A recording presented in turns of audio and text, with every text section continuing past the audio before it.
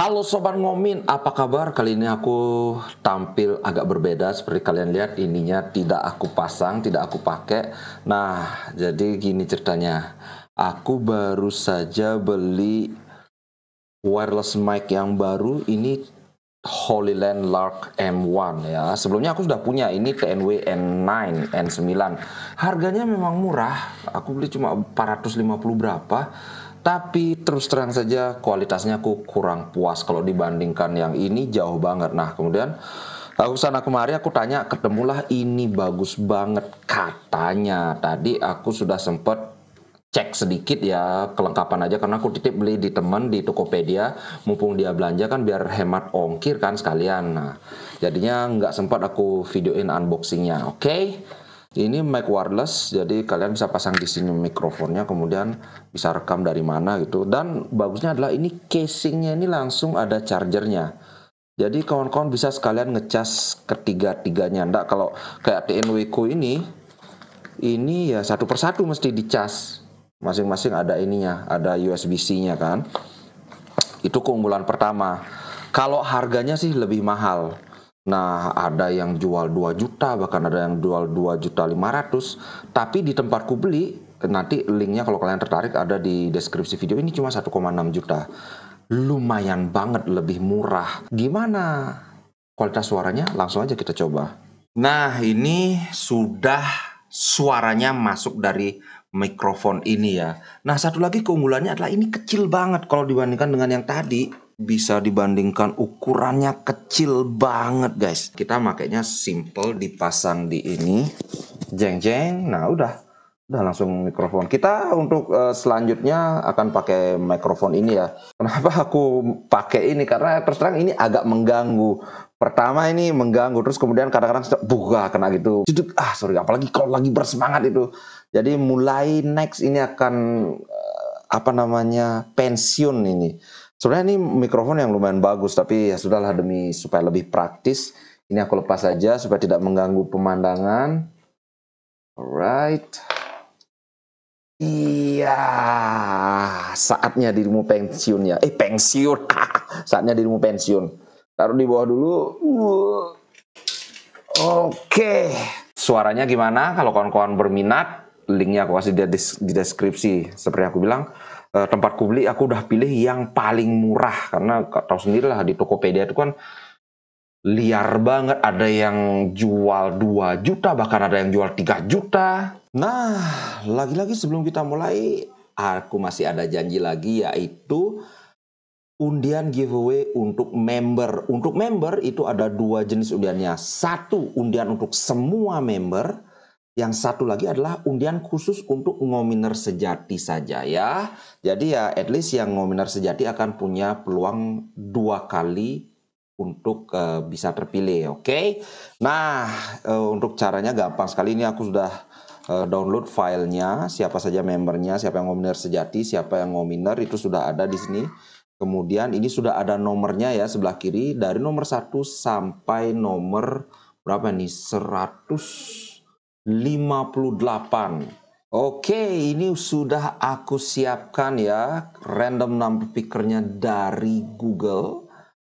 Ini kan masih 1 sampai maksimal 10 ya. Kita sampai 158 maksimalnya karena saat ini total member ada 158. Oke, kita generate random number dari 3, 2, 1. Nomor 18. Kita lihat siapakah nomor 18. Nomor 18 Karim Coki. Ini dia Karim Coki. Wah. Selamat buat Karim Coki. Oke, aku catat dulu biar nggak lupa nanti. Karim Coki. Itu tadi pemenang pertama dari semua member. Nah, sekarang undian khusus untuk ngominer sejati saja. Ngominer sejati itu dari nomor 1 sampai berapa ini? Sampai 49. Alright, random pickernya sampai nomor 49. Oke, sekarang kita akan undi dalam 3, 2, 1. Nomor 11. Kita lihat siapakah nomor 11? Arnold Schwarzenegger. Wih, gila Arnold Schwarzenegger ini sultan juga nih. Sebentar, aku catat ininya dulu. Oke, 3 agenda itu sudah dijalankan. Sekarang kita mulai dengan konten utama tentang Inter Milan. Yang pertama ini, wah, tentu saja kita harus bahas pertandingan lawan Real Sociedad. Aku mohon maaf karena agak telat, tapi ya gimana lagi. Situasinya kalau kawan-kawan yang member kan sudah tahu lah, aku sudah terangkan. Yang pertama, Inzaghi punya pemikiran yang sama denganku bahwa salah satu sosok paling penting dalam satu poin yang berhasil kita amankan dari lawatan ke kandangnya Sociedad itu adalah Yann Sommer. Dia bilang gini, jeng jeng, alive because of Sommer. It's a good result after beating Milan. Maksudnya alive itu masih bertahan hidup gara-gara Sommer, dan memang betul. Sommer ini gila. Kalau aku sih menurutku pribadi, man of the match kemarin itu adalah Yann Sommer. Kalau tanpa Sommer kita udah kebobolan paling sedikit 3 gol. Kemarin kan kita cuma kebobolan 1 gol kan. Kalau itu bukan Sommer yang bikin penyelamatan, 3 itu. Next, ada komentar yang menarik dari Hernan Crespo. Nih, Vlahovic Chiesa, Dybala Lukaku, Crespo, no. Lautaro and Thuram are the strongest duo in Serie A. Tapi sebelum itu aku mau menjelaskan kepada anak-anak Melon ini supaya jangan keburu tersinggung duluan. Kenapa kok Milan tidak diinikan? Padahal Crespo ini kan juga pernah bermain di Milan. Tenang.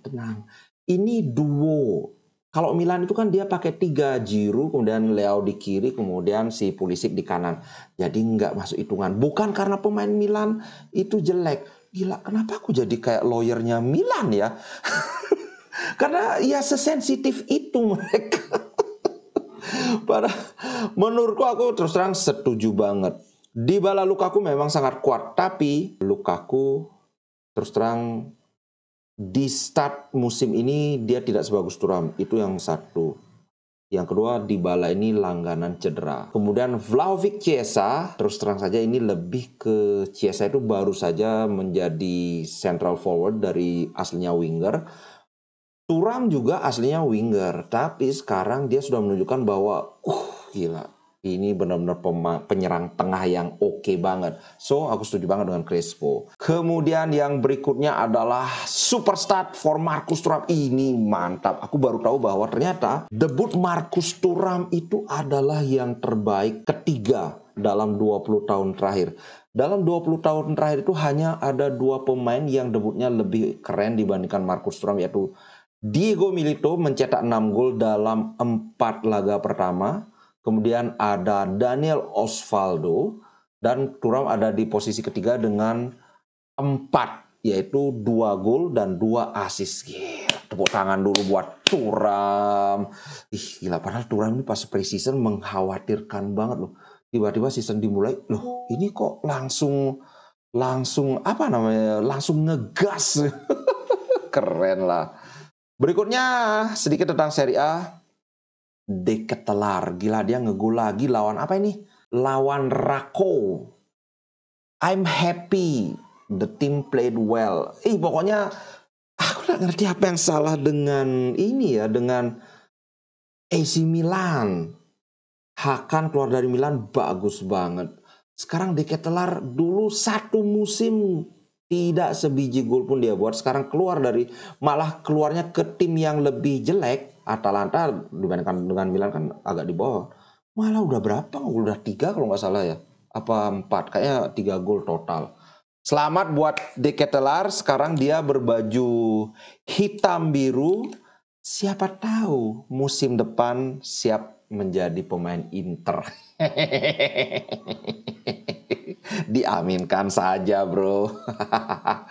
Nah, berikutnya ini ada komentar yang menarik yang mungkin senada dengan komentar kawan-kawan ya, dari legenda Inter Milan yaitu Diego Milito. Dia bilang gini, nih, Simone Inzaghi's squad rotation doesn't convince me. Thuram and Di Marco must always start. Aku kurang lebih setuju, tapi ya namanya rotasi seperti ini memang banyak yang bilang Inzaghi terlalu berani rotasi, Inzaghi terlalu nekat dan sebagainya. Aku terus terang saja cenderung setuju dengan Inzaghi karena apa? Pertama, pemain yang jarang bermain itu kita tidak akan tahu bagaimana performa mereka kecuali mereka dimainkan.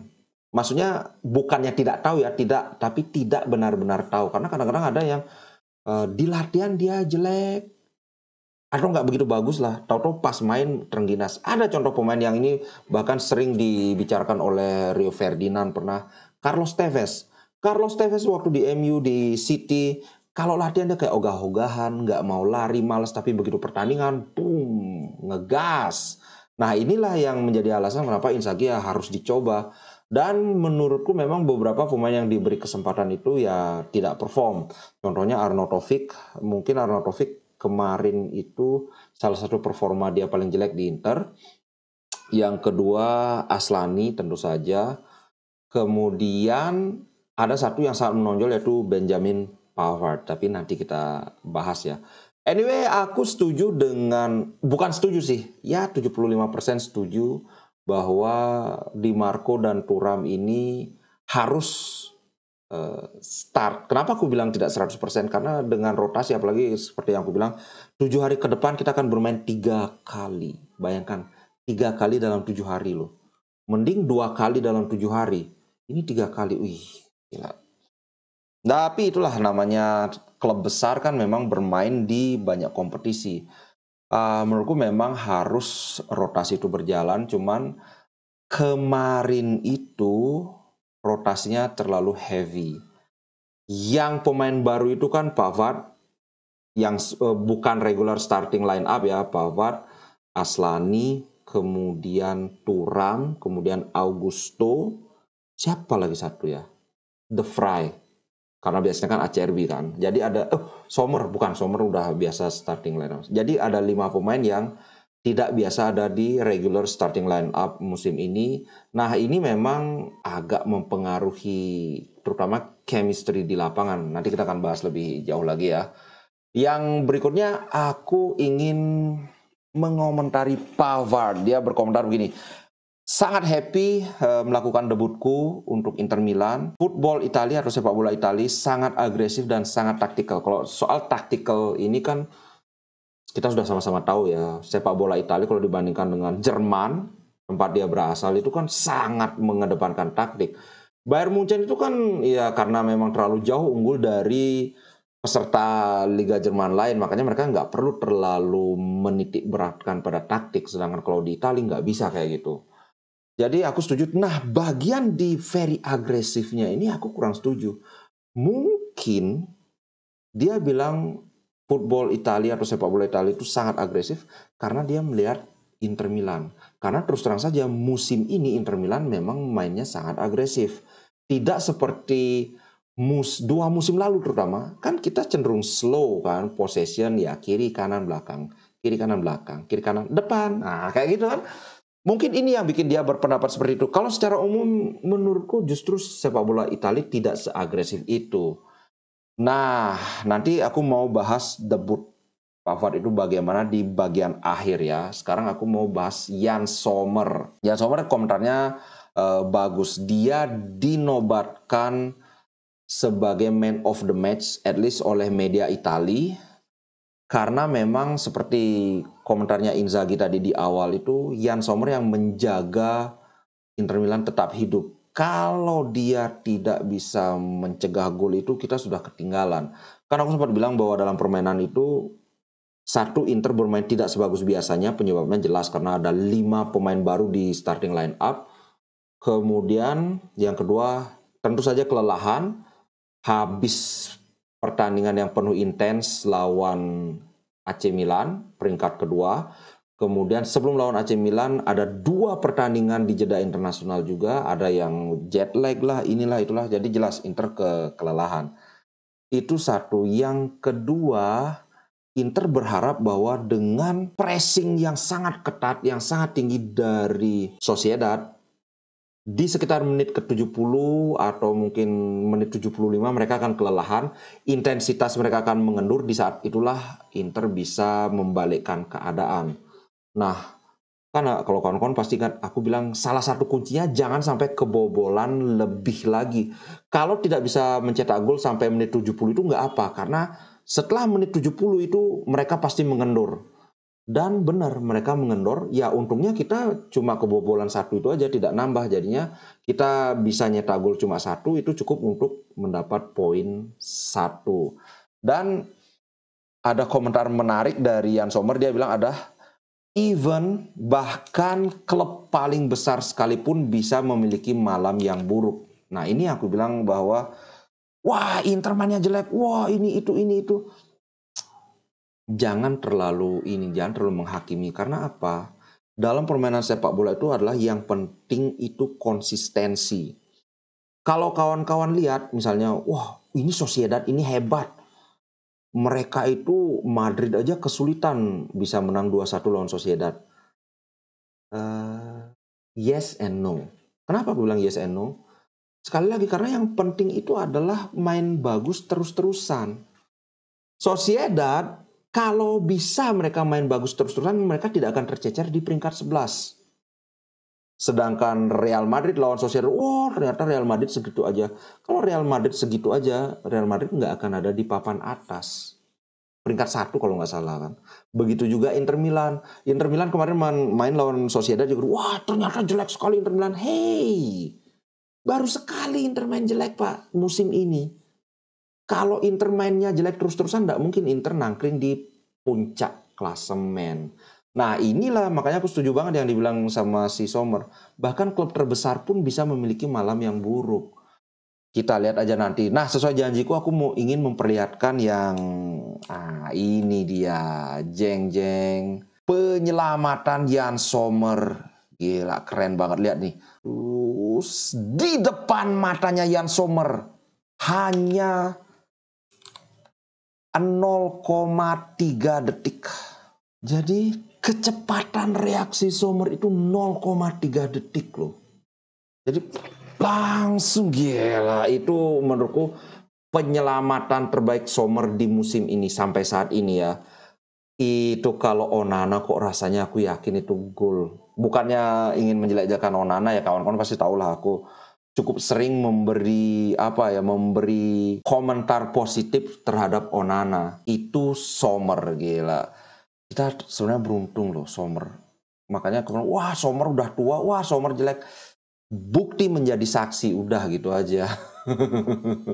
Aku bener-bener kemarin kalau nggak Sommer itu, Berikutnya adalah dari Fratesi.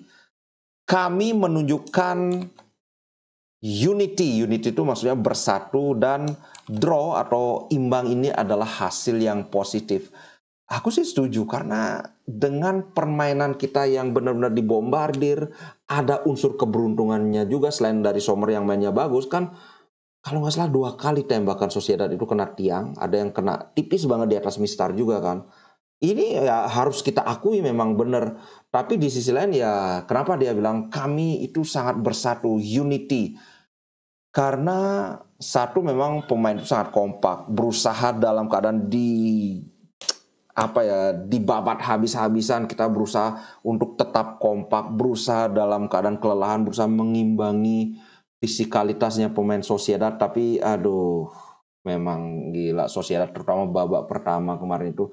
Terus terang sekali lagi aku bilang kita beruntung tidak kebobolan lebih dari 1 gol di babak pertama itu. Oke, nah ini ada komentar menarik lagi. Karena kemarin ada yang bilang, banyak pundit yang bilang bahwa Fratesi itu harusnya jadi starter di Inter. Kalau aku kan kawan-kawan tahu bahwa wajar Mkhitaryan jadi starter karena Mkhitaryan itu bagus. Kemarin pun terbukti dia 2 gol 1 assist.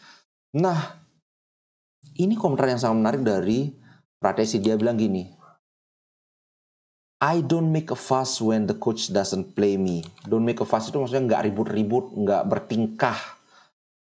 Dia bilang, itu bukan masalah buatku. Semua orang tahu, termasuk pelatih. Aku bukan tipe orang yang ngambek, yang ngamuk-ngamuk, yang bikin masalah ketika tidak bermain. Ini benar-benar mentalitas yang sangat bagus. Bahkan banyak pihak yang kayak agak ngompor-ngompor. Wah, Fratesi itu harusnya jadi starter. Wah, Inzaghi menyia-nyiakan Fratesi. No. Aku tetap dengan pendapatku bahwa Inzaghi yang paling tahu siapa yang layak jadi starter. Kemudian kemarin juga Mumpung kita bahas sekarang sudah mendekati akhir ini ya, kita akan bahas soal pertandingan kemarin sedikit aja. Aslani, selama ini kan banyak yang komplain, wih kenapa sih Aslani tidak diinikan, tidak dimainkan, padahal Aslani kan bagus, segala macam segala macam. Nah di pertandingan kemarin kelihatan, ya Aslani nggak sebagus itu. Bahkan mungkin cenderung jelek ya. Aku kemarin sebenarnya aku bilang tidak jelek banget, tapi ya jelas kalah jauh dibandingkan dengan Hakan Calhanoglu. Tapi menurutku ini reaksi kawan-kawan itu banyak yang agak berlebihan. Aslani memang tidak sebagus Hakan, mungkin cenderung jelek mainnya. Tapi come on man, ada pemain lain yang lebih jelek dari Aslani lagi mainnya, yaitu Bastoni. Ingat, aku ini bukan haternya Bastoni. Kawan-kawan pasti tahu aku sangat sering mengomentari positif tentang Bastoni. Tapi kemarin itu bukan malamnya Bastoni. Ini bukan soal dia blunder saja. Bahkan memang jelek mainnya. Mungkin ini juga terkait dengan karena blunder itu dia terlalu, apa ya istilahnya, terlalu ingin menebus kesalahannya, takut melakukan kesalahan yang sama. Di saat dia harusnya maju, dia nggak berani maju. Kemudian beberapa kali juga, wah panik, bolanya dibuang saja. Tidak, sebenarnya biasanya kan Bastoni itu bagus banget, umpan-umpan lambung, visi bermain dia biasanya bagus. Tapi kemarin itu benar-benar kayak, aduh kalau kayak gini ya bagusan Scalvini. Tapi pertandingan kemarin aja. Bahkan kalau di SofaScore kebetulan yang nilainya paling kecil yaitu Alessandro Bastoni 6,0, dan terus terang aku setuju.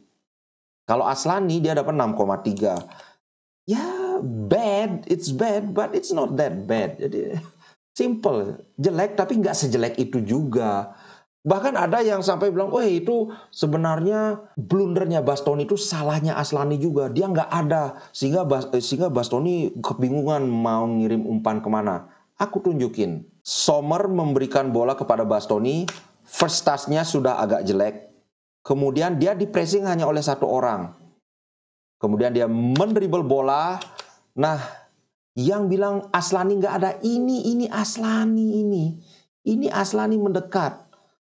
Menurutku ini murni kesalahan Bastoni. Sorry buat kawan-kawan yang ngefans sama Bastoni. Aku juga ngefans sama Bastoni. Di sini ada Augusto. Jadi ada dua pilihan kalau ingin memberikan umpan dekat atau short pass ya. Tapi yang dia lakukan adalah di sini malah di dribble lagi sekali ke arah sini. Sedangkan pressing ini sudah datang, Pak. Orang kedua sudah datang memberikan pressing. Boom, di sini sudah dia berusaha agak jatuh, tapi ini ya jelas clean. Ini aku bilang, aku mengakui bahwa Aslani itu nggak bagus mainnya, tapi blunder ini nggak ada kesalahan Aslani sama sekali. Dia ada di sana. Kalau Bastoni mau ngoper ke Aslani itu bisa, ke Augusto juga bisa. Itu sih menurutku ya. Nah sekarang barulah kita bahas Pavard. Wah. Aku puas banget melihat debut Pavard. Kalau kawan-kawan lihat di sini di SofaScore, Pavard dikasih nilai 7,3. Dia melakukan 6 clearance. Kemudian 3 ground duels, tiga-tiganya dia menangkan. Duel udara 9 kali, dia cuma kalah 1 kali. 8 kali dia menang duel udara. Kemudian kehilangan possession 8 kali, ya nggak apalah, namanya back kan. Akurasi passingnya 88%, 60 umpan, 53 yang tepat sasaran, dan bahkan ada 1 umpan kunci. Sedikit lagi ini bisa assist. Aku mau bilang ini debut yang sangat bagus menurutku. Ini tipe pemain yang bisa mengubah arah permainan. Ini yang kita perlukan. Selama ini aku selalu bilang Darmian itu reliable, tapi bukan pemain yang bisa mengubah keadaan. Nah, kok Bastoni lagi. Pavard dia punya kapasitas untuk itu. Cuman, nah ini secara individu Pavard sangat bagus. Tapi aku akan terangkan dalam sebuah analogi yang bukan analogi ya. Simpelnya kayak gini. Pavard versus Darmian, jelas bagusan Pavard. Tapi kalau digrupkan, Pavard tambah Dumfries tambah Barella, dibandingkan dengan Barella tambah Dumfries tambah Darmian, masih bagusan si Darmian dengan Dumfries dan Barella. Kenapa? Simple. Masalah chemistry aja, belum saling paham. Tapi ini pun tidak akan butuh waktu lama sebelum mereka kliknya itu ketemu banget. Kalau kawan-kawan yang nonton, bahkan ada juga yang komentar seperti ini, pasti setuju. TikTokannya dengan si Dumfries belum mengalir banget. Kemudian dengan Barella juga masih beberapa kali agak salah paham juga. Tapi percaya deh sama aku, ini nggak akan lama. Paling 1-2 pertandingan aja. Di pertandingan di pertandingan keempat mereka main bersama. Kita akan lihat trio ini kan di kanan kan. Trio ini akan sangat mengguncang Serie A. Gila, bombastis banget ya. Alright, itu dulu untuk konten kali ini. Terima kasih banyak. Ngomong-ngomong, ada kemungkinan lawan Empoli Aslani akan bermain lagi. Ini baru masuk beritanya dari Sempre Inter. Walaupun dia bermainnya kurang bagus, tapi Inzaghi masih, kabarnya dari inner circle-nya tim kepelatihan, kabarnya Inzaghi masih ingin memberikan kesempatan, tapi mungkin tidak sebagai starter, kecuali kalau Hakan masih cedera ya. Kalau Hakan masih cedera, kemungkinan dia akan main langsung jadi starter lagi. Kalau aku sih ya setuju-setuju aja, karena dia punya potensi. Kalau nggak dikasih kesempatan bermain, ya potensinya akan tinggal potensi doang. Kemudian satu lagi yang ingin aku komentari yang bagus adalah Alexis Sanchez. Terlepas dari ketika Alexis Sanchez masuk itu kan Real Sociedad udah kehabisan gas, udah kehabisan bensin. Tapi memang Alexis Sanchez itu bagus banget. Kalau kawan-kawan lihat, ini aku ingin perlihatkan average possessionnya. Ini di pertama strukturnya masih kelihatan 3-5-2 dengan seperti biasa. Lautaro lebih banyak turun ke tengah, Arnautovic di depan. Tapi kemudian kalau kita lihat ketika substitution masuk, Alexis Sanchez itu di depan, dia menjadi apa istilahnya ya, focal point dalam menyerang. Focal point itu maksudnya dia itu free roaming itu maksudnya bukan free roaming internet, dibebaskan oleh Inzaghi kemanapun. Jadi ya dari 3-5-2 kita seolah-olah bermain dengan 3-4-2 dengan Alexis Sanchez ini terserah dia mau kemana kayak gitu loh. Mungkin bisa dikatakan juga 3-4-1-2 ya. Trequartista gitu dia. Dan terus terang kemarin kehadiran Alexis Sanchez itu sangat membantu permainan Inter karena dia bisa dribble, sangat kuat dalam one on one, dalam duel, dan dia punya visi yang bagus sekali juga. Kredit lagi tambahan, aku hampir lupa, untuk Fratesi. Ini debutnya oke banget, Pak. Lagi-lagi dia berkontribusi dalam gol Inter dengan memberikan assist kepada Lautaro Martinez. Walaupun ada yang bilang, wah itu kayaknya bukan assist deh, tapi dia nembak. Ya terserah mau nembak, yang jelas umpan dia berbuah gol dan itu namanya assist. Oke guys, itu dulu untuk konten kali ini. Sorry agak telat. Sampai jumpa di konten berikutnya. Ciao guys, sampai jumpa besok.